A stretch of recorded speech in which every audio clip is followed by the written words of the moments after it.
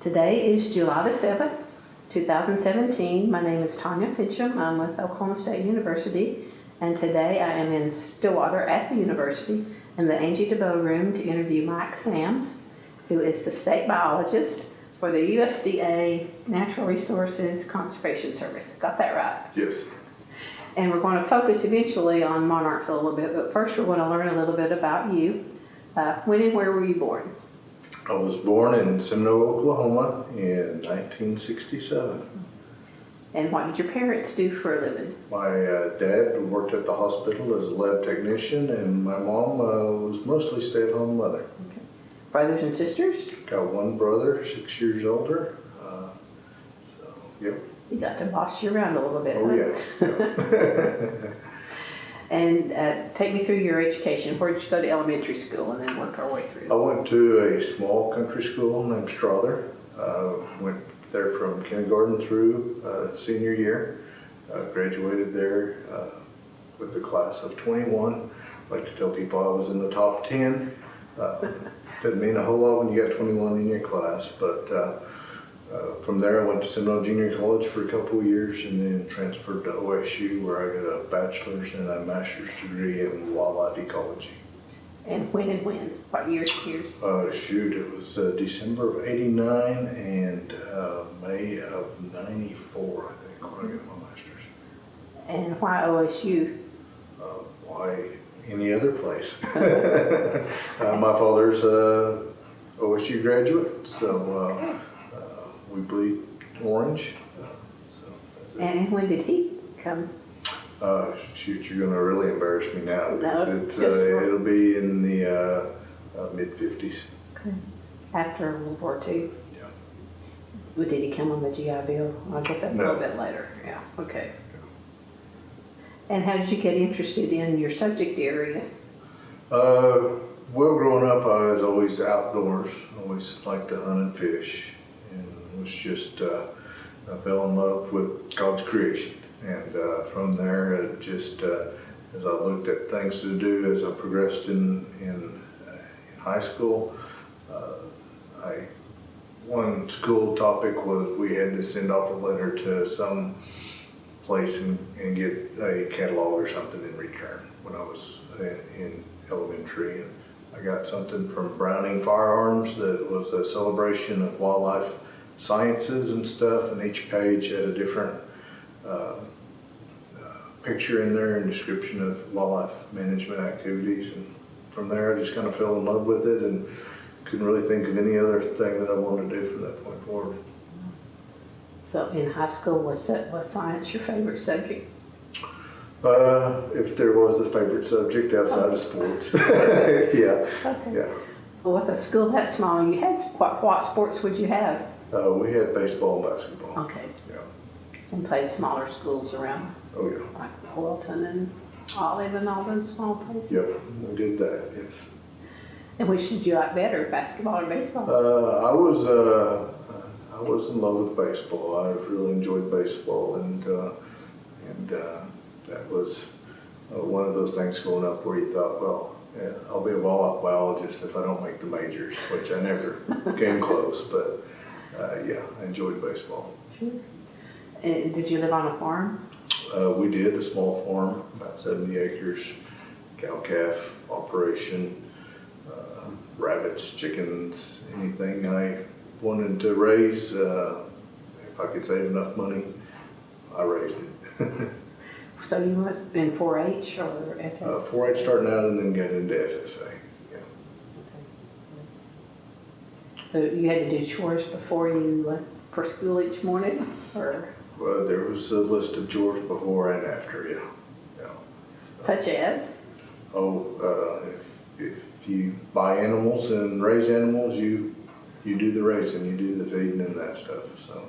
And what's your least favorite part of that? I always enjoyed the animal side of things and tending to animals and stuff. So outside of just having to do it when you had other things that you wanted to do, yeah. I always just enjoyed it. The harvesting part, I think, would be hard for me to get too attached. Yeah. Never fazed me a whole lot. kind of growing up in that environment of, Yes, part you of know, got chickens, you raise chickens, you butcher chickens, and kind of went that way with rabbits too.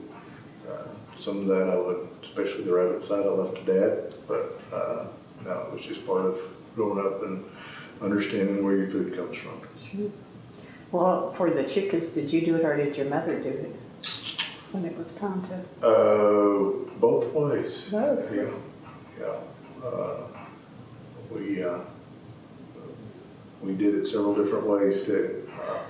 As I got older and got into guns and stuff, sometimes the BB gun was the best, or pellet gun was the best way. So. Wow. Well, were they both, your parents, were they both from Oklahoma? Yes. My From dad's that- from Welika and my mom's from Ada. Okay. Well, how'd they end up in Seminole? Oh, just my dad's job. That's where he landed at Seminole Memorial or Municipal Hospital. Okay. And then you came here in the late 80s? Yep, 88, I believe was my first year here. And which dorm did you live in? I lived off campus. Okay. Yep. So I growing up on the farm, kind of in a rural community, several miles from any of your friends. You kind of adapted to kind of by yourself and wasn't real sure what a dorm life would do to me. Well, did you have a favorite professor? I got my bachelor's or my master's degree through Robert Lockmiller, and obviously he was very influential in my life. So, yeah. And most of your classes would have been in ag, well. Life Science West. Science. Yeah, okay. And were you involved with any student organizations or activities on campus? We had a local chapter or student chapter of the Wildlife Society. I was involved with that. That would be about the extent of it. That and trying to keep up with my studies. Sure. Did you visit the library much? Oh yeah. Yeah. Have a favorite spot here? First floor was a lot of the science journals that I looked at, so that was kind of where I gathered up stuff. Sometimes I might end up on the fourth floor where it's a little bit more quiet or somewhere there, but I've noticed it's changed quite a bit coming in this morning. It has. It has. Journals are kind of hard to find these days. Yeah. Handy ones you can hold anyway. Right. Yeah. Well, did you have a class that you almost didn't pass? Let's see. There was none that I almost didn't pass, but definitely low grade on that. Statistics was one that I had trouble with, which is somewhat ironic because I've come to really enjoy statistics later on, pursuing my master's. So that was one, and short stories was another one.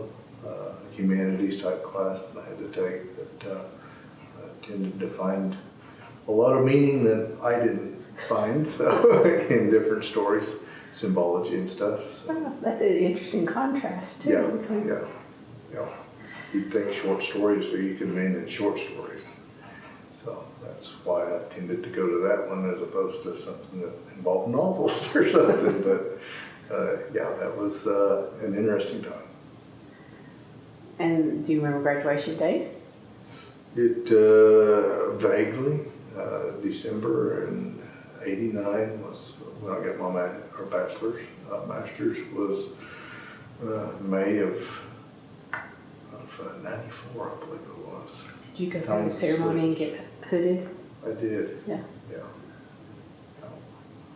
All the regalia. Yeah. Yeah. All the sitting and waiting And was your dad present? and yeah. Two of you alone. So did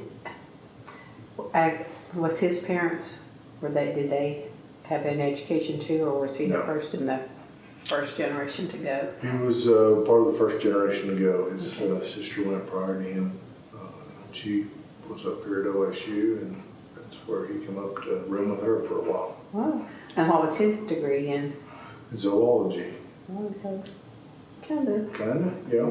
Yeah. He definitely fostered my appreciation for the outdoors. Something you all can discuss together. Oh yeah, definitely. Okay, so once you graduated from OSU, first job and take us through. I worked several summer jobs to kind of help. It's a pretty competitive field. That's going into it. You're always told, don't do that. There's not any jobs out there, but the hard-headed nature I am, I guess, and couldn't find anything else that I enjoyed as much. I stuck with it, and I went on to get my master's. But some summer jobs with the Oklahoma Wildlife Department in Durant. After my graduation with my master's, I went to work in Hot Springs for the University of Arkansas at Monticello. And then from there, come back to Oklahoma to work with the Wildlife Department for 16 years in southeast Oklahoma, and then had a couple of statewide responsibilities. And so what brought you now you're... I'm with the USDA NRCS. Yeah, federal government, we like our acronyms. So, And when did you start there? I've been with them going on 5 years now. Okay. When I was with the Wildlife Department, I was a liaison with USDA NRCS for the Wildlife Department, and working with private landowners on how to implement conservation-minded activities on their places. And I was reading something, other acronyms, GRIP. GRIP, yep, that's one that's out there. And WHIP. Yep, You were involved with both of those to some degree. yep. I guess we should say what they are. The GRIP is the Grassland Restoration Incentive Program. That is. I'm not real familiar with that one. That one's based out of Texas. They use it a lot. They've got a new program with RCPP, which is Regional Conservation Partnership Program. A couple entities out of Texas and Oklahoma have applied, and they're going to expand GRIP into Oklahoma this coming year. So we look forward to the opportunities that it's going to bring to restore some native grassland to Oklahoma. Which will help the monarchs. Help the monarchs, help a host of grassland bird species that are declining. So excited about that. The last person I interviewed mentioned the lesser prairie chicken. Yeah, we've been pretty intimately involved in lesser prairie chicken conservation. We have a lesser prairie chicken initiative that we've had for going on 5 or 6 years now, where we work with landowners, again, to implement conservation that not only benefits the chicken in a lot of instances, it'll benefit them as well, and gives them some assurances over endangered species questions that they might have in the future. They were saying that they don't like the wind turbines. Yeah, they don't like a whole lot of vertical structure. As you can imagine, it's a prairie chicken, so it likes wide open spaces. And just its physiology, it can't maneuver through a forested system. So it has an aversion to vertical structures, be it trees or man-made like wind towers, turbines, oil and gas activities. So that one's had a rough go of it here of late. And is it on the endangered? It was. It had a brief stint on there. A federal judge overturned the listing, citing that the Fish and Wildlife Service didn't consider some of the conservation efforts that were going on. They're currently reevaluating it, and we look for probably sometime in the fall to find out what the Fish and Wildlife Service approach will be from this point forward. Well, I guess all the cedars haven't helped for that from that standpoint either. No, there is again, it's a prairie bird, so when the prairie reverts to a forested system or a woodland system with cedars or black locust is another thing. There's tons of Siberian elm out there too that Westerners took out there and planted, and by golly, it's hard to grow a tree out there, so it's kind of difficult to convince them to cut them down sometimes. But that's really what the prairie chicken needs, is those wide open spaces. Well, is the greater prairie chicken in the same state? Same species or subspecies. But are they don't like the vertical either? No. Who knew? No, you knew. I did. Well, it's all kind of a learning in progress. As species come up, like the monarch butterfly, we find out that maybe we don't know as much as we thought we did, and we have to learn quite a bit on these species as they come about, as their, I guess, importance from a political nature, especially with regard to endangered species. And pollinators in general are. Pollinators in general, yeah, there's been a big push by NRCS since, I believe, the 2004 Farm Bill of pollinator habitat, and just trying to recognize that. I think that push has intensified as of recent, and certainly when you have public input, public concern being brought about it, and then you have a flagship species like a monarch butterfly that everybody loves. It's kind of suffering along the same lines. You start to build a little bit more momentum, and so we're excited about the possibilities that are going on right now. When you get into the issue of milkweed or no milkweed and farmers and Right. that part too. Yeah. As Monarch come online, trained wildlife biologist, we dealt pretty heavily with game species. So I'm getting to learn new things about insects and it's been an exciting time for me. But yeah, the argument about milkweed is out there. There's kind of two camps right now. One that says it's milkweed's the problem. Others that say that it's fall nectaring plants the problem, and we just try and make the best decision we can to move forward. I know in Oklahoma, it does seem like we have ample amounts of milkweed. So. And farmers, I understand, don't like that for their cattle. There is some of that, not so much in Oklahoma. As you speak about monarchs and milkweed, monarchs, of course, they winter in central Mexico, and then they travel all the way up through the Midwest, up into Canada and the Great Lakes region as well. So you deal with different aspects of milkweed, different species of milkweed. The one that the monarch biologists are particularly concerned about is milkweed in the Midwest, up around the Corn Belt. That species is common milkweed. It's rhizomatous, which means that it spreads by underground roots a lot. So it persisted in some of the crop fields up until Roundup Ready corn and soybeans come online, and so that's kind of the some of the blame that it looks to be expounded by some of the monarch experts out there. It was the reduced amount of common milkweed in those ag fields. In Oklahoma, we're largely still a grassland state, native grasslands and even introduced pastures. And our milkweed species that monarchs rely on is predominantly the green milkweed. And it grows from a tuber, not a rhizome, and it's fairly prevalent in disturbed areas, even in pasture situations. It is toxic to cattle, but it's naturally occurring, and cattle simply just avoid it. And if they are eating it, there's bigger concerns in the milkweed out there. It means they're at their last options. So, yeah, it's we just took a trip from southeast Oklahoma this spring, and there was pastures where it looked like milkweed was one of the dominant features in that pasture. Cows foraging right alongside, they just know not to eat it. So. That's interesting too.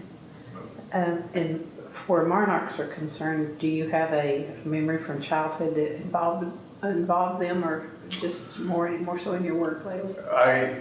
Vague memories about having monarchs, and it seems like I could catch butterflies when I was young, but I can't even hardly see them now. They move so fast. So you just hadn't observed a difference with the decline. It was not really on my radar, but looking back, I do remember seeing more than what I do now.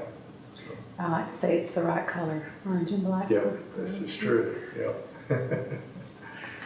And were you or your office involved with the state plan, preservation for habitat or whatever that they've been working on for the monarchs? We have been, yeah. And what role would you have? We were in attendance at the original meeting that they held in Oklahoma City to talk about some of the issues and to bring about some awareness of some of the conservation activities like ours that is going on.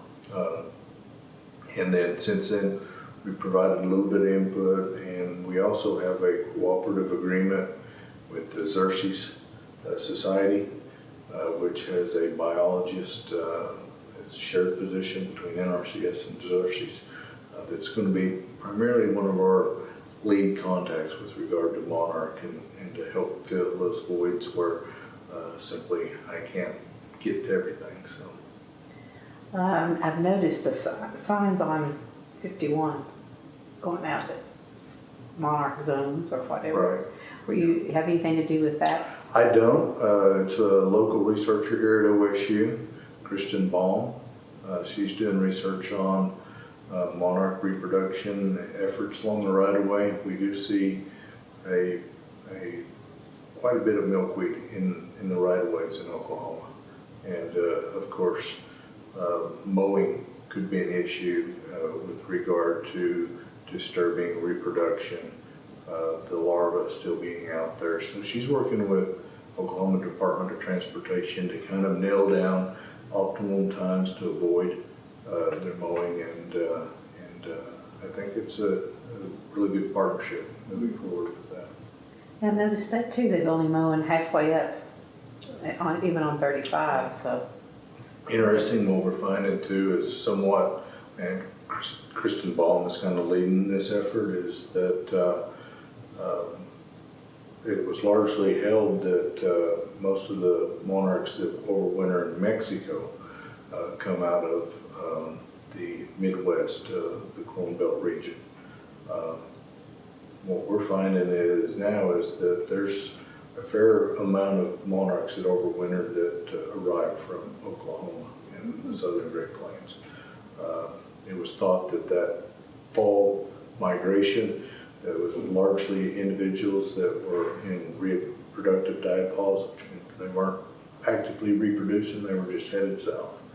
But we're starting to see that monarchs are showing up in August, and if milkweed's available, sometimes that's iffy in Oklahoma's heat and dry periods, but if it is available, there's a small segment of the population that will tend to reproduce and provide kind of, I think of it as a bonus of butterflies heading south for the winter.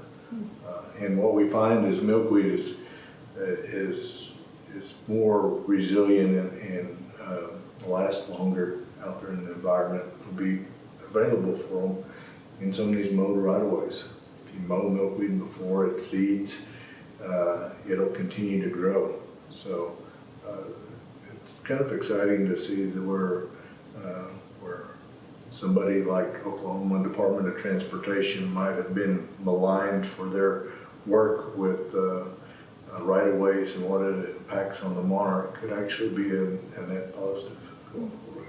plus it'd be, if they don't have to mow as often, it's a win-win, isn't it? Yeah, you would think it'd be an economic gain as well, yeah. Yeah. A lot of people probably complain though. Yeah, and I know there's federal regulations on how far the sighting distance is along those roads too, so there's a myriad of things that they have to work within to get that timing right, but all indications are that they've adopted some of these practices and really look to benefit monarch in the future. And then in your position, do you do controlled burns, or is that someone else's? We do. We don't do controlled burns, but we will help landowners gain the knowledge on how to do it. Yeah. prescribed, not You're controlled, right, yeah, you've been indoctrinated in that already. It is prescribed fire. We work with landowners. We will help develop burn plans for them. And in some instances, we can help them in the burn as far as just providing them technical guidance. But it becomes a legal issue when we don't want to be the people that go out there and burn. It's still the landowner's responsibility. Kind of the old adage, don't feed a man a fish, teach him how to fish. So that's what we try to do, is we try to help landowners, teach them how to use fire appropriately and gain the benefits of something that's desperately needed in Oklahoma's ecosystems. You know, I understand if it's timed right, then that helps with the milkweed and the nectar plants too for the monarchs. It is. If it's timed right, which is Right. And there's various timing scenarios that we work with. Kind of a late fall burn tends to promote more flowering plants, forbs, especially your early spring ones. We looked at that as maybe providing nectar in that early spring migration. We also find that similar to mowing, is if you burn a summer burn, that we'll have a response of that milkweed to come back in the summertime, providing some reproductive opportunities for those fall migrants. just more pieces of the puzzle you have to keep in mind. It is, it is. It's fascinating. I mean, one leads to another. So, and I was reading about buffers. Buffers, yeah. Buffers has been a program that we have had kind of on the books for a long time with NRCS. Provides an opportunity to put native habitat in and around agriculture fields. Here recently we're finding out that given the opportunity to provide pollinator habitat within those can be beneficial. Obviously we want to look closely about not only providing those flowering plants, but also look at their pesticide use in those fields and try to mitigate against adverse effects of that. Obviously we don't want to attract insects to an area that is prone to be sprayed. So we work hand in hand with that producer to find a happy medium there. And Roundup is good and bad. Good and bad. It seems to be like everything. The advent of no-till cropping seems to be a net positive in regards to water quality, erosion, plant health and vigor within the crop fields. But there's always that concern in the back of your mind of what Roundup Ready or crops might be doing. To date, there's been no literature to support a lot of those concerns that we see. So we still promote no-till farming as a way to increase production, but also do it in a healthy way and build soil health during that process. So it's an exciting time with regard to that as well. But everything has its place. We just need to try, and when we see potential conflicts, try and find happy mediums where we can mitigate around those. And that's kind of, in a nutshell, what NRCS does is we try and work with the farmer to provide conservation ideas for them to implement in their operations. And are there offices all the way across the state? Well, currently we have an office in every county. Okay, kind of like cooperative extension. Yep. Yep.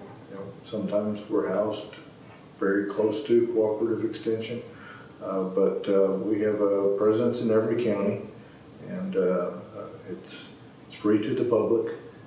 Again, we provide some cost share opportunities through the Farm Bill, but we don't want to get lost in the fact that our true calling is for technical assistance. Because that's what we're really there for, much like the cooperative extension, is to be available to landowners to help walk them through adopting conservation. Now, a lot of times there's cost share to help with that adoption process, but we don't want to get lost in the fact that, and be lost that it's just a cost share opportunity. It's really the technical expertise that landowners have come to appreciate and need. So how many people would be in that office in each county? 1 or 2 people? Each county, there's usually 3 to 4. We have a agreement with the conservation districts, and they provide some staffing in that regard too. And so it's kind of a grassroots type movement where the county has a county board, helps to decide conservation priorities. So that county buy-in certainly helps in matters of conservation that truly works and not just conservation. So, Well, does it deal with water too, or is it primarily just land? it deals somewhat with water, kind of indirectly. NRCS kind of evolved out of the Soil Conservation Service. Okay. And of course that goes back to Dust Bowl history and so at the very core, we're still water and soil conservation is our primary emphasis, but we take into consideration resource concerns that deal with plant productivity, plant health, wildlife habitat, and livestock, and even energy, on-farm energy as well. So we try our best to be kind of a one-stop shop for our local producers that have questions, and in being a one-stop shop, you can never know everything about everything. So as part of our profession, it's good to know people, and like extension service and district conservation, and look across the border and see what other states are doing too. Shelter belts, that was part of soil conservation, or it was, yeah, right, wasn't it? Yeah, wind belt, shelter belts, yeah, again, There's not too many of those left. yeah, originally enacted to kind of break that wind movement across agricultural fields and wind erosion. There's some remnant ones still out there. They don't function real well. There's currently a push maybe to revitalize those shelter belts, but windbreaks. But we're still kind of looking at now that agriculture's kind of changed, especially going to kind of a no-till. How valuable are those at that point? So it's one of those things that's kind of an interesting dynamic that you never stop learning. You always have to address questions, because when we go to landowners and we provide them conservation ideas, we want to make sure that they're founded in science, because a lot of times it's money out of their pocket that they got to implement, at least partly implement some of these conservation efforts, and we want to make sure that they're tested and they're true, and not just random thoughts of what we would like to see. We should probably say what no-till is for those who might not know. Traditionally, agricultural fields were tilled annually, and maybe multiple times annually, to prepare a seed bed. Often that fluffing of the soil was often thought of a great asset to soak in water. Subsequently, we found out that it doesn't work that way. So when you get water, that fluffy seed or fluffy soil that they've done by tilling forms a crust, and a lot of your water runs off. No-till is kind of an adaptation of going back to how nature really works, and keeping a cover out there, keeping cover on the soil, either by crop residue or living plants that you plant without necessarily an intent to harvest.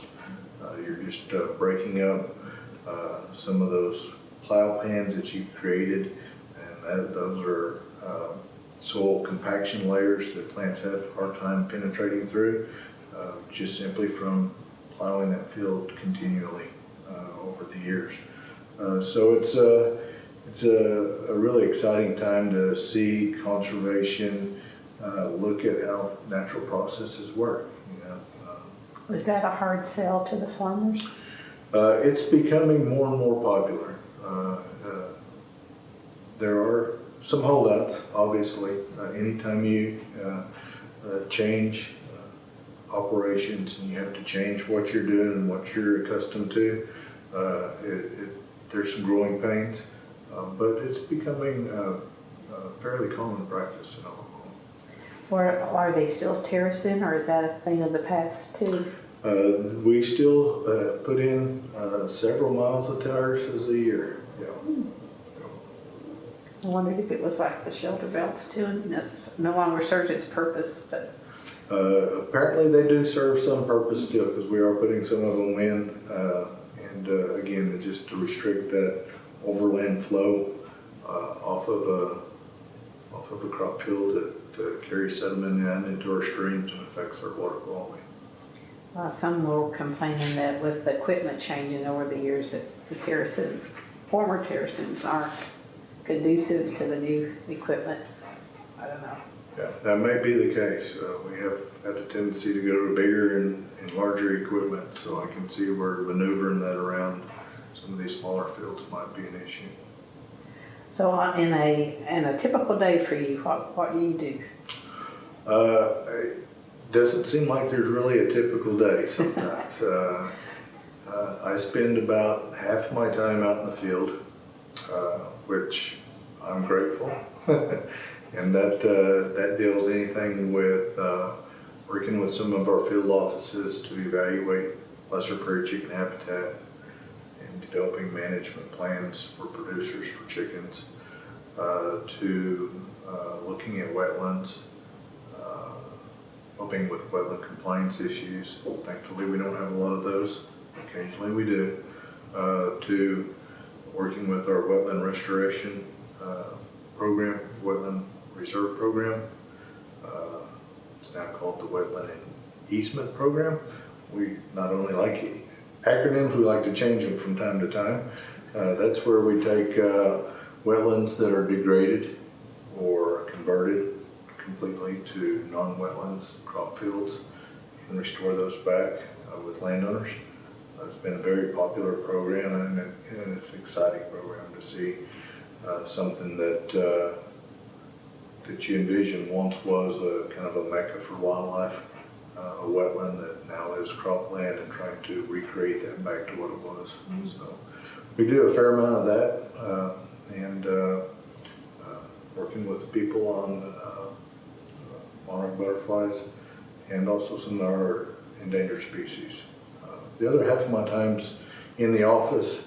It's as a federal entity, there's a certain level of paperwork that you have to do. Mm-hmm. And so there's a fair amount of paperwork, crossing T's and dotting I's, that just make sure that we're in line with how we manage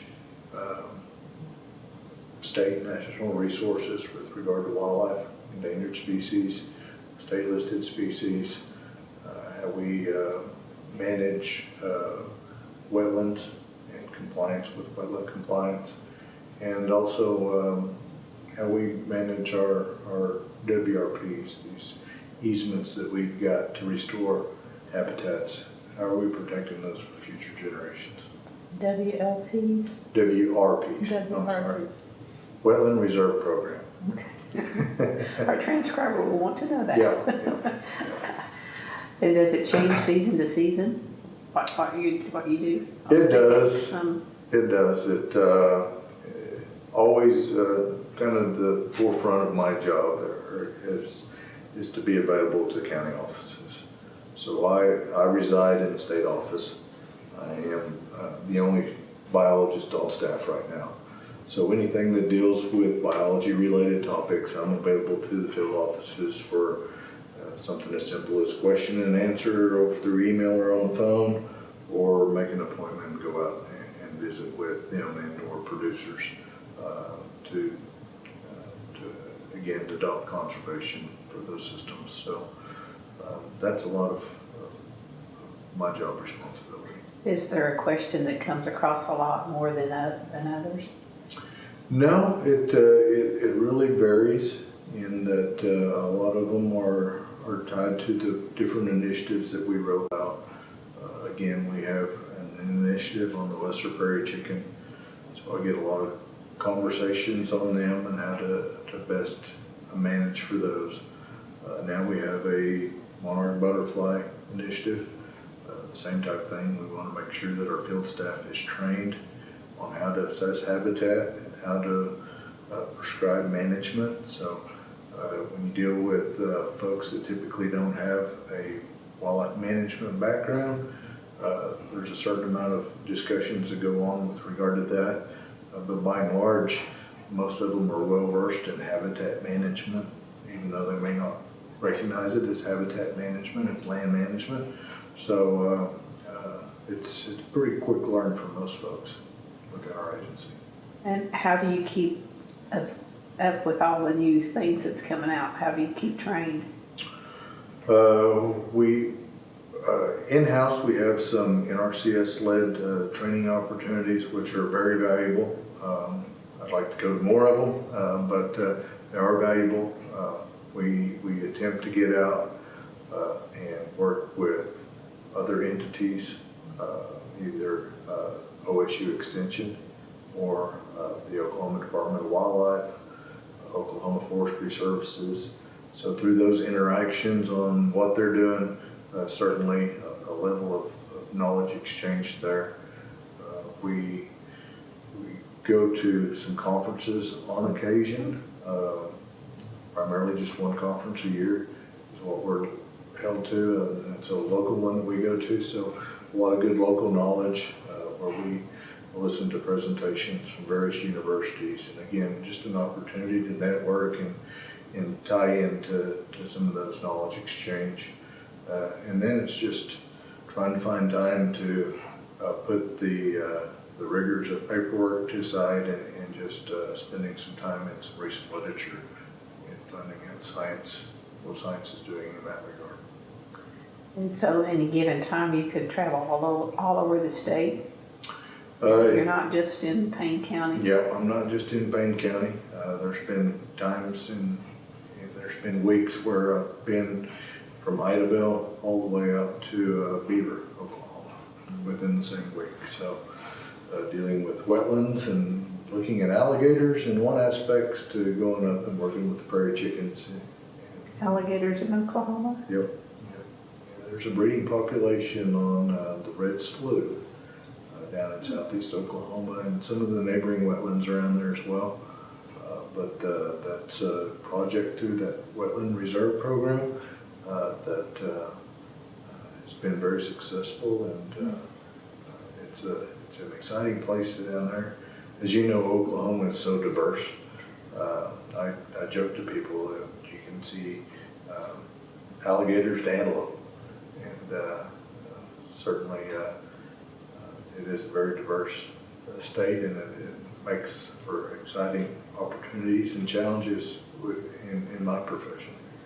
I don't think of it as wet, especially this time of the year, but yeah, I guess there are parts that are. There are parts, and we find wetlands throughout the state.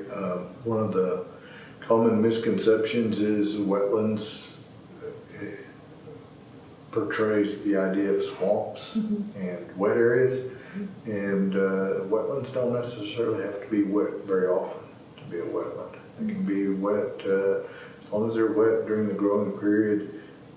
You see inadequacies of oxygen within the soil, and you see certain types of plants that only grow in wetlands grow. So we've got wetlands across the state, but by their appearance, a lot of times, more times than not, wetlands are dry, especially as we move western through Oklahoma.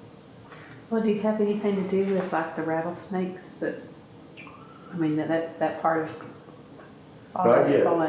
Not yet, not directly. It's part of, it's all encompassing within my job duties. My job duties revolve around wildlife, and wildlife is pretty much anything that's not domesticated. So it would fall within that. I've not got a lot of experience with those, but certainly if somebody calls up ask questions about them. Again, that's an opportunity for me to learn more and definitely plug into those professional contacts to get the information out there that's being requested.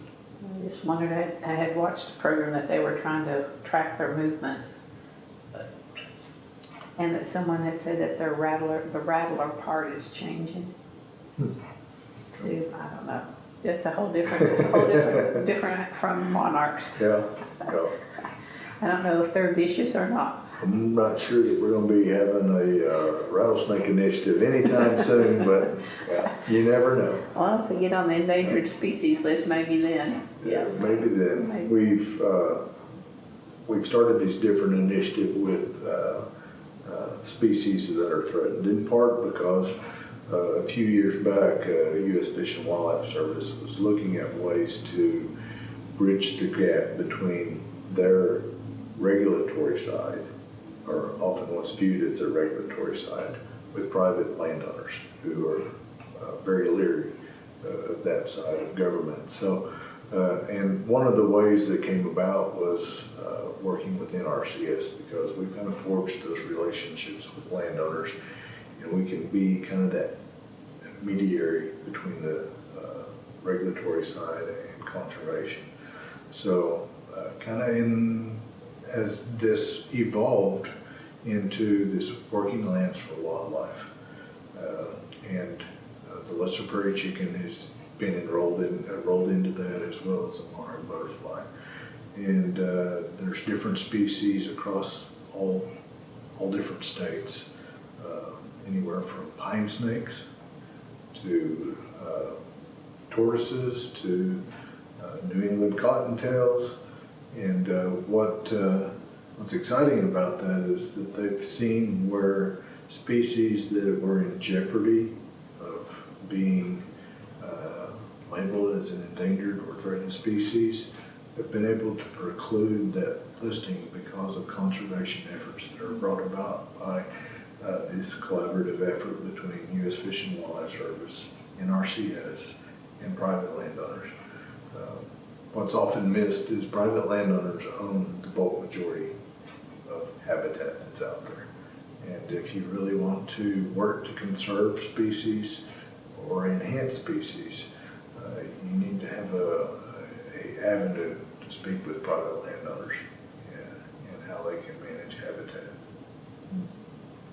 So that's been pretty exciting. We've seen not only where certain species precluded listing, recently the Louisiana black bear was delisted, and part of their reasoning for delisting it was the habitat that was created and preserved under the Wetland Reserve Program. Yeah. Success. Yes. Yeah. We like to toot our own horn every once in a while. All the other comes to mind is jackrabbit. So that was on the endangered, or do they don't even exist anymore? They do exist. They're not on any list, any federal list, and the state has not recognized them. But they're definitely not as numerous as they once were. I've had people say that they remember them for their childhood and hadn't seen one in years. Right. So. Yeah. I remember having them in central Oklahoma on our farm. Things were a little bit leaner back then, but I still see occasional ones, but not in central Oklahoma. It's usually in western Oklahoma where I see them. So. And quails, I think, was something that. Quail, yes. I spent part of my career as the upland game bird biologist for OOHRP, and very much the same thing in central Oklahoma. Used to be a booming population of quail. That has slowly dwindled from a list of different activities, from cedar trees to forest thickening to conversion of grasslands to introduced pastures like Bermuda. But we still have a fairly robust population in western Oklahoma. There's certainly still opportunities for sportsmen who want to chase quail or listen to quail to go out to western Oklahoma and have ample opportunity. Governor Bellman, you may remember him, maybe not, but he was a quail hunter, and it's one of his ways of relaxing too. Yeah. And he would serve them at the functions that they'd have, so. Yeah. Quail. Yep. Quail is definitely ingrained in Oklahoma history. Yeah. I am learning that, yes. Okay, with some of that, with the monarchs, are you guys doing anything with the tribes? With the tribes? Yeah, with the tribes. We do have some activities going on with them. They have applied for different grants through NRCS, and they have received some. Kind of knowing the ins and outs of those grants is not online with what I currently do. Sure. I kind of get the 5,000 foot level Big picture. inventory of it, but certainly not enough to really speak to any detail on it. Well, going forward, what are some of the things you all are planning to do in regards to monarchs specifically? Okay. With monarchs, we have a monarch initiative. There is money dedicated to that to go to landowners to help restore or improve habitat. Now for Oklahoma, as I mentioned earlier, milkweed seems to be fairly plentiful. Some of the fall flowering plants are some that we definitely want to promote with landowners. So when visiting with landowners, we have to make sure that kind of their objectives mesh with the monarch butterfly objectives. And so if you have a landowner that's not interested in having a lot of flowering plants in the fall, that may not quite mesh. But a lot of the push through the initiative started with 10 states. Again, a large part of that being the upper Midwest. They're really looking heavy into planting habitats, primarily because they don't have a whole lot of habitat up there to manage. In Oklahoma and the southern Great Plains, which includes Kansas and Texas as well, we're looking at more about restoring rangeland health. So we've got quite a bit of grassland already in place, and consequently, a lot of our grasslands are under threat from cedar and brush encroachment because fire has been taken away from the system for so long. So we think it makes more sense to try and manage the plants that we know that are out there than trying to plant species that we don't have we don't have a history at all planting and really don't know what our success rate would be. So our emphasis, while we won't discourage anybody from planting, we'll even help them to design plant mixes, but our emphasis right now is trying to restore that range health, getting that grassland community back functional, and providing the benefits to monarch through milkweed and fall flowering plants. Well, getting it back to that degree, what it means what? What that typically means is when we work with landowners, a lot of times it's cedar issues, eastern red cedar, or it could be winged elm. Just because fire's been removed from the landscape, brush and trees now is encroaching in our grasslands, and it's really converting grasslands to woodlands and forest in some situations. So a lot of what we work with landowners is trying to restore that grassland. Now that can be through select chemical applications to kill some of the brush. It can be through clipping, mechanical clipping or dozing to clear that brush off, to allow sunlight to hit that ground level to, those plants are already there, they're just laying dormant because they're shaded out. So,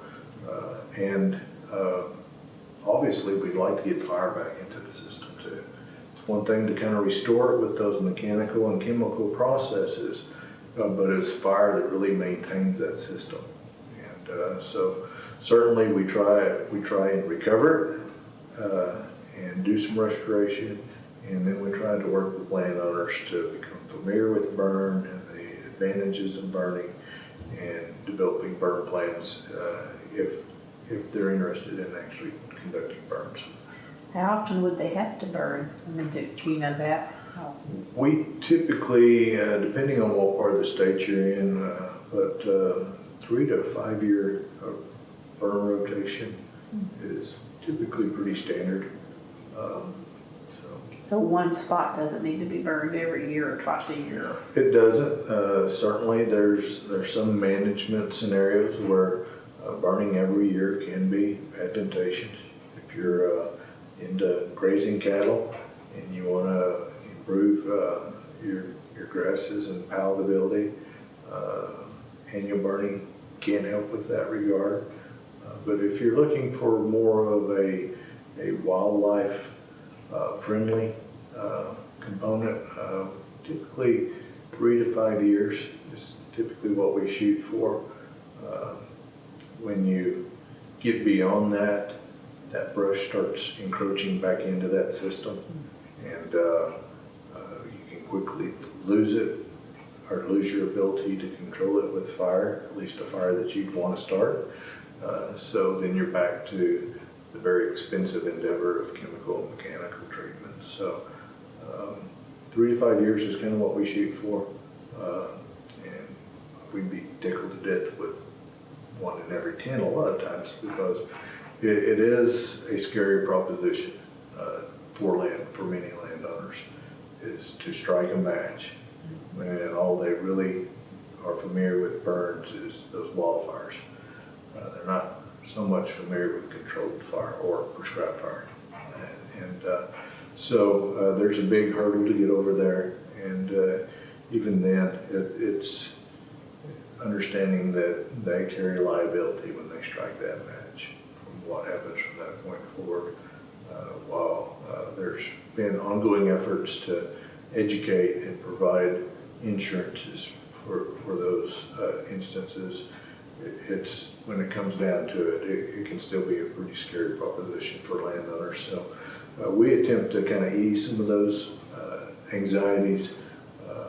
We help plug landowners in or with local burn cooperatives that I know OSU Extension has been heavy in promoting. So we're hopeful, and I definitely, while I may not have real clear memories of Monarch Butterflies from my past, I can definitely say smoke in the sky is a lot more frequent now than what it was when I was a kid, and that's good for preserving Oklahoma's natural environments. You have to pick non-windy days, and there's not very many of those. It does become challenging. That's one of the more challenging aspects of it is if you have a landowner that's interested, if he's like most landowners in Oklahoma now, they have another job in town or something, trying to balance his schedule out with weather parameters that you need to conduct a safe and effective fire can be challenging, certainly. And it's acres and acres, or, I mean, when they start to burn, do you have limits on how much? Do you tell them? Typically don't. It kind of goes along with kind of what their goals are. If their goals are wildlife, again, we try not to be too picky, especially when it comes to fire. We really want people to start adopting fire. Now, once somebody adopts fire and begins to use it and wants to fine tune or hone that into particular objectives, be it wildlife, then we might scale back and do smaller burns scattered throughout. But initially, we really want people to start adopting that. As we look on the scale of things, even if they burn several thousand acres, there's probably several hundreds of thousand acres around them that has gone unburned. So there's not a big fear of negative effects on wildlife species from that point. But as they get more indoctrinated, we definitely want to work with them on fine-tuning those skills. But to burn 5 acres as opposed to 160 acres takes about the same amount of manpower and the same amount of time a lot of times. So certainly from that aspect, you can see where people might choose to burn bigger blocks of habitat. Are there farmers that have already bought into this? Oh yeah. Are there? Yeah. Burn associations have become very popular, and they're again promoted by OSU Extension, John Weir here at OSU. And what that is basically having neighbors help neighbors. So they come together with a common goal of trying to get fire on the landscape. And while neighbor A may not have every bit of equipment they need, in combination with other neighbors, they can scrounge together our equipment, pool resources, namely manpower and help to go out and conduct prescribed fire safely. We have the fire department close by. Yep. You want to call the fire department and let them know that you're going to be burning. Yep. It seems like to me when you would do that though, then that's more invitation for the red cedars to come in and take root again. Cedars are prone to fire. They don't like fire. They have oils within their leaves that are somewhat volatile. Now it's not like gasoline where you're just going to light one and it's going to blow up into flames. But given enough heat from fine fuels, they do somewhat erupt into flames. So they're very susceptible to fire, and that's why when settlement come about, European settlement come about in Oklahoma, and not just Oklahoma, in North America, fire was frowned upon, and it was attempts were made to kind of squash the use of fire, and effectively so. When you get more people moving out into areas, fire is a little bit more challenging to burn. There is that aspect of it that we want to be cognizant of. But the burn associations are very good, and they're helping connect people. And also, there's a certain amount of knowledge exchange there, where you train people on how to use fire. And OSU does have the fire department, fire, I don't know what they call it now, but you know what I mean, that they do train firefighters, I think. Yeah. What are some of the tools of their trade? Tools of my trade? It seems Besides like, computer. I was going to say it seems like it's a computer anymore, but. Well, when you go out into the field, do you take anything in particular with you? We typically take, depending on what we're doing, we take some level of survey equipment to measure vegetation. And we take paperwork because when we assess habitat, we usually have a systematic way in which we do that. Primarily to make sure that we have all of our ducks in a row while we're out there and can answer those questions, but also as a proof of kind of validation of this is what this habitat is. That's consistent from parcel to parcel. So we take those with us. I've recently discovered that a camera is a very valuable piece of equipment that for me, I'm a visual person, and looking at paperwork that tells me 2 inches of grass more this year than last year may not show up as great as a photo to me. It really speaks volumes. So we take the camera a lot, and several of our programs we try to instill that within our producers too. So that as you see that property day in and day out, you don't recognize the changes that are going on. So if you can work with producers to set up these photo points where annually they come out at a certain time and take a picture in a certain direction, and just to monitor their sweat equity that they're putting into this land, and to monitor those changes, I think is greatly valuable. And aerial shots. Aerial shots have been very valuable to us from a management strategy. We use a lot of software where we can pull in maps and actually prescribe certain activities in certain places on properties, and a great resource. Drones. We haven't got into drones yet. We see some advantages there. But as of yet, we haven't made that leap. There's certain areas that we would want to be cautious in. Again, we really value the relationships that we develop with landowners. And if that relationship starts taking on a different look to our clientele, we don't want to jeopardize that relationship. Well, do you have to take things to count, like count the number of insects and the number of prairie chickens, or I mean, how do you inventory that type of thing? We typically are not into that aspect of monitoring.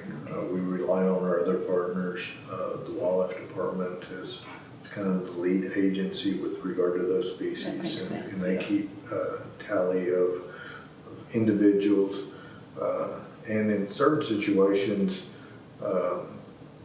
quantifying habitat is just as valuable as information gained. So that's where we typically come in with our work with private landowners. Again, we're invited out on their place. During our assessment, we take certain measures of habitat, and through the course of our work with that landowner, we'll go back and take repeated measures to help them make management decisions, and also to show the fruits of our efforts as well. So in all of this, what we hope and strive to do is to educate that landowner in those practices too. And sometimes something as simple as photo points is a good way to do that. When we work with species on grazing lands, a lot of times we'll work with grazing exclosures, so they can pull up and see what a particular area looks like if the cattle weren't grazing it as compared to right next door where the cattle are grazing. Again, a good visual so landowners can help them connect the dots of what's going on out there. It certainly helps me. Will you be doing something like that for the Monarch efforts? For the Monarch efforts right now, we've got our wildlife evaluation guide that we go through. And what we encourage folks, what we do is we evaluate the habitat now, and then we evaluate what we think what the habitat will be given certain practices that we would do, prescribe fire or brush control. And then what we encourage folks is, because we're kind of limited on our time that we can go out and do monitoring, is we encourage our landowners to help in that endeavor. If they're truly interested in the monarch aspect and not just the side benefits that it provides, but if they're truly interested in monarchs, we provide them an opportunity and some training to go out and follow up with that evaluation so that they can monitor their change. And we obviously encourage them to kind of send that back to us so that we can evaluate how our programs are doing. Again, as certain species come up, monarch butterfly, we're asked to manage habitats that we're not real familiar with trying to manage. So while we do our best to try and quantify or qualify our management through science, there's a certain amount of unknowns that are out there, and so we like that feedback to come back to us. So we certainly encourage landowners to be a part of that as their vested interest in the process. Well, it's a fairly new thing that's going on, so maybe in a year or two you'll be able to say, yes, we've made a difference and this is how, or something. We've got, this is our second year, I believe. Yeah, second year of this project. We've got some habitats that were really poor. And I'm talking about cedar canopies in the 70% range. So it's almost a cedar forest. There's very little flowering plants or any plants underneath them. So we've had some immediate success in those situations where it's quite obvious. You take them off and you look at the response, and we've documented flowering plants and milkweeds coming back and reoccupying those areas. So those have been kind of no-brainers. Some of these ones where the level of restoration wasn't quite that intense, that's where we really look for that buy-in and that feedback to kind of see where those break-even points are. Have there been farmers that have been interested in monarchs specifically? They have been. Now, whether it's because monarchs or if it's because what monarchs brings in the form of habitat restoration aligns with their desires and goals. And obviously that's where we see the greatest achievements in conservation is when common goals align. And so that's with regard to restoring rangeland health, kind of beating back some of these species that have invaded into the native grasslands. A lot of times that's kind of common goals with some of our landowners that we work with. So we've seen an enormous amount of interest in the initiative. Now, as anything, as we're out there visiting with that landowner, understanding his goals and desires, we're imparting what the goals and desires of this program are. And while there is co-benefits, we want them coming away understanding and appreciating the natural aspect of monarch butterfly and conservation in general.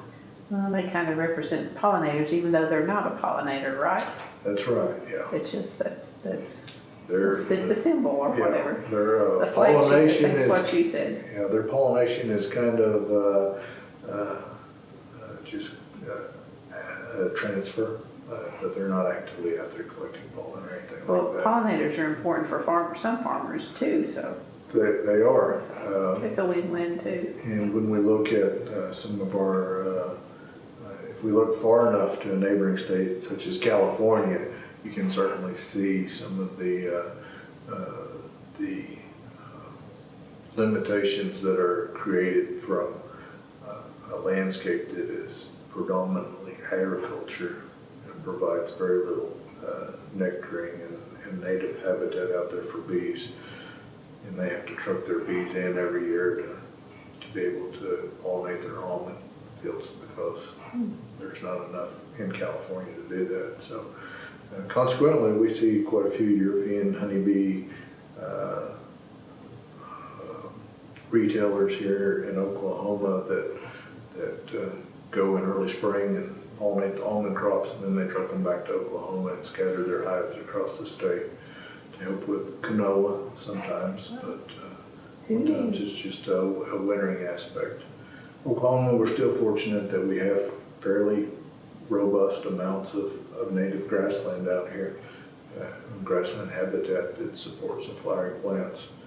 I think a lot of times we diminish the value of our right-of-ways, especially our county right-of-ways, very valuable from the standpoint of pollinators. Our native pollinators tend to be faring a little bit better than maybe some of the more agriculture-dominated states, certainly. But nothing we want to take for granted. We still want to have the opportunity to encourage diversity in our rangeland, from a livestock production all the way to benefiting pollinators. Canola needs pollinators?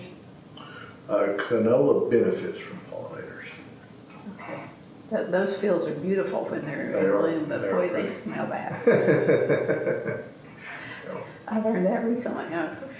Smell bad. A lot of our crops benefit from pollinators. Their production will grow up from pollinators. Not necessarily meaning that they absolutely have to have pollinators, but they definitely benefit production-wise. That's all an ecosystem, isn't it? It is. It is. One's as important as the next. Right. Yep. And the same goes for people like you. I mean, it's an ecosystem too that you guys all helped. It definitely is, and again, I probably said it too many times already, but it's that landowner and working with Yeah. individuals that own those property rights and trying to find conservation that benefits them and society as a whole. And I think we've been very fortunate to do that. Obviously, that was kind of the track record that Fish and Wildlife Service saw when they kind of approached us with regard to helping curtail some of these listings, and we've been successful in that. So it's an exciting time to see opportunities arise, and especially with regard to my love and passion, and that's wildlife. And you've been with this job for 5 years. Going forward, do you envision Retirement. from the same place? Right now, I've enjoyed getting to learn new aspects of conservation. I certainly valued my time with the wildlife department. A great group of people there that I still have opportunity to work with on a day in and day out basis. But this job has just afforded me kind of a different look into conservation that spans different species, certainly policies and stuff like that. Policy's not particularly one of my more favorite things to be knee deep in, much less neck deep in, but it's been interesting and challenging, and I've enjoyed it thus far. And as you drive out across the state, I imagine you're looking, saying, this needs to be done here, this needs to be done there. Oh, that's good. Yeah, it's not so much this needs to be done as it's just kind of a heightened awareness or renewed awareness of kind of our environment.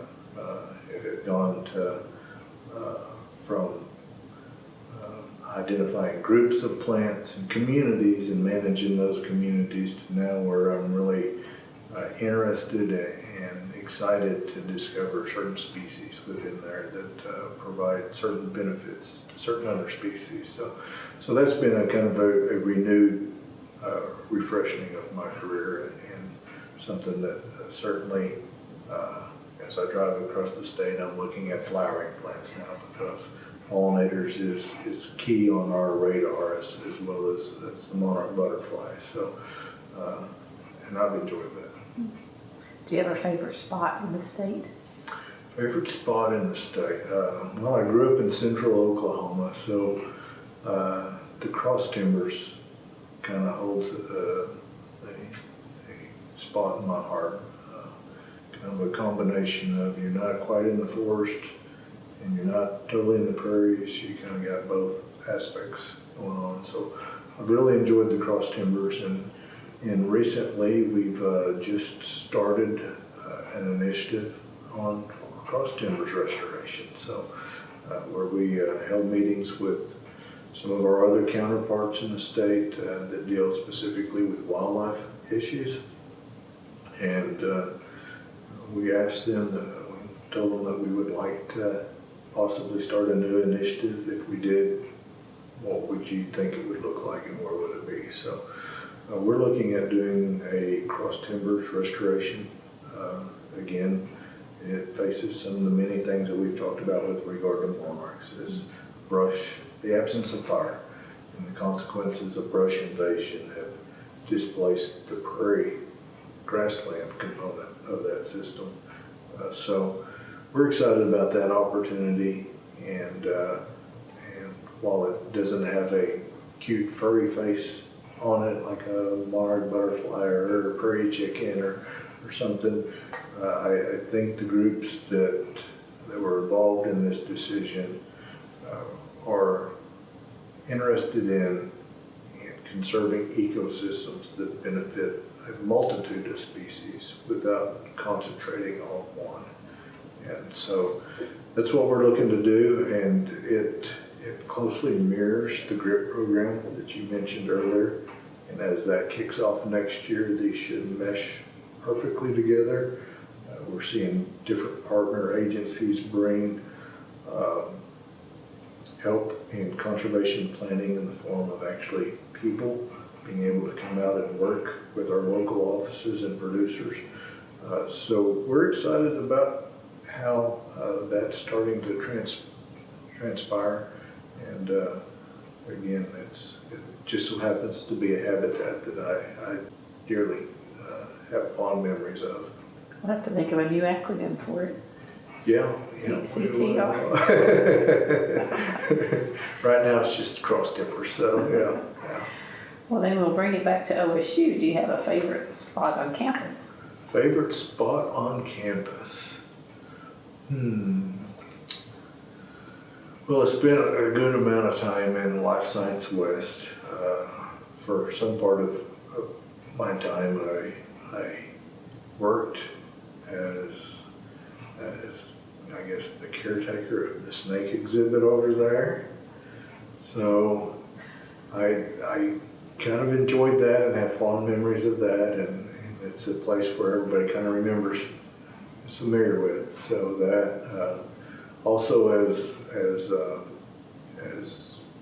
I got into more wildlife-oriented careers, or coursework, and certainly with my master's, we spent more time out in the field around CTAR, Cross Timbers Experimental Range, and Lake Carl Blackwell, OSU land out there. So definitely some fond memories of activities in and around there too. Okay. Not Theta Pond. Not Theta And the Pond. turtles are No. And the occasional exotic fish they catch out of there. Yeah, there's a rumor. We've heard a couple of people say that there was a gator in it at one point. Oh. We don't have any proof of it, but we've heard the story several times, so it could have been. Things don't surprise me like that anymore. I still can't get over there being gators in southeast Oklahoma. Yeah. And you're not talking about the water.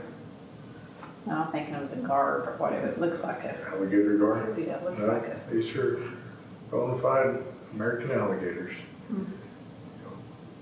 I have to ask, do you noodle? I do not noodle. I do not noodle. I have not mustered up the courage, I guess. So never had quite the desire to really stick my hand into something I didn't know. With wildlife, you're not. I know I have several friends that do it and thoroughly enjoy it, and I've not had the opportunity and really not sought out the opportunity either, but it's not on my bucket list right now, but I never say never. Well, we've covered a lot. Is there anything that I haven't asked that you want to add? No, I think we've done a pretty good overview of all things. So. Okay. Well, that being said, thank you for coming and being brave enough to do this. Well, thank you. It's been a pleasure. Yeah, same here.